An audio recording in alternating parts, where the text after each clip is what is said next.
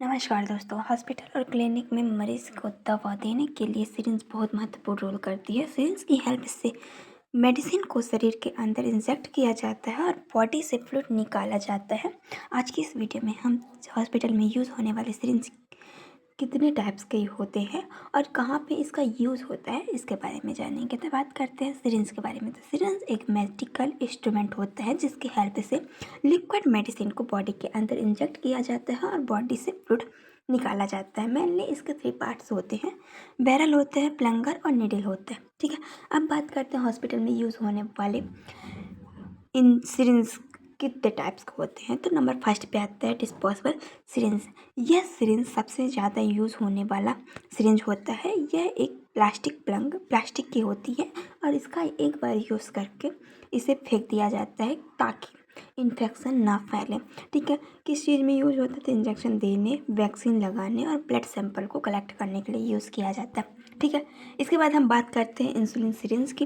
तो insulin syringe खास तौर पर डायबिटिक पेशेंट के लिए यूज़ किया जाता है। इस सिरिंज की नीडल बहुत पतली होती है और जिससे इंसुलिन इंजेक्ट किया जाता है। ठीक है, अब इसके बाद नंबर थर्ड पे आता है ट्यूबरक्यूलिन सिरिंज। ठीक है, नाम से ही समझ में आ रहा है इसका यूज़ ट्यूबरक्लोसिस यानी कि टीबी मरीज के लिए किया जाता है। ठीक है,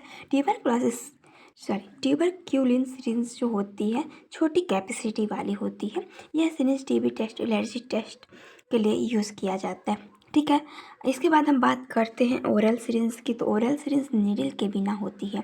इसका यूज़ मेडिसिन को मुंह से देने के लिए किया जाता है, ख़ास तौर पर बच्चों को लिक्विड मेडिसिन देने के लिए, जैसे कि बच्चों को सिरप देने के लिए। ठीक है ना।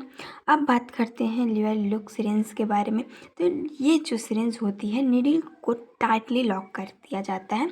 यह सिरिंज ज़्यादातर सुरक्षित होती है और आईवी मेडिसिन में यूज़ की जाती है। ठीक है, अब बात कर लेते हैं सिरिंज कैपेसिटी के बारे में। तो सिरिंज हॉस्पिटल में सिरिंज अलग अलग साइज़ की होती है, जैसे 1 ml syringe, 2 ml, 5 ml, 10 ml, 20 ml या फिर 15 ml तक की सिरिंज प्रेजेंट होती है। ठीक है, इसका यूज़ अलग अलग मेडिसिन और प्रोसीजर के लिए किया जाता है। अब हम देख लेते हैं कि इनका यूज़ कहाँ पर होता है। 1 ml सिरिंज सबसे छोटी सिरिंज होती है। इसे बहुत कम ही मात्रा में मेडिसिन देने के लिए यूज़ किया जाता है, जैसे इंसुलिन इंजेक्शन, एलर्जी टेस्ट और ट्यूबरक्लोसिस टेस्ट में यूज़ किया जाता है। ठीक है, इसके बाद हम बात करते हैं 2 ml सिरिंज की। तो 2 ml सिरिंज छोटी डोज की मेडिसिन देने के लिए यूज़ होती है, जैसे IM इंजेक्शन हो गया, IV इंजेक्शन और बच्चों को इंजेक्शन देने में यूज़ किया जाता है।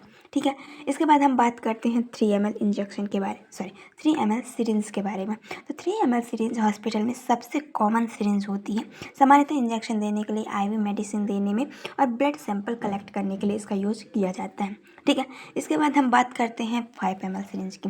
5 ml सिरिंज जो होते हैं मीडियम डोज मेडिसिन के लिए यूज़ होती है, जैसे IV injection, IM injection, blood collection के लिए। ठीक है ना। अब इसके बाद हम बात करें 10 ml की। 10 ml सिरिंज जो होती है ज़्यादातर मेडिसिन देने के लिए यूज़ की जाती है। अब बात करें 20 ml सिरिंज के बारे में। तो 20 ml सिरिंज बड़ी क्वांटिटी और फ्लूइड के लिए यूज़ की जाती है, जैसे बॉडी फ्लूइड एस्पिरेशन और फीडिंग ट्यूब में फीडिंग देने के लिए की जाती है। ठीक है ना। 50 ml सिरिंज की बात करें तो 50 ml सिरिंज बहुत बड़ी कैपेसिटी की सिरिंज होती है।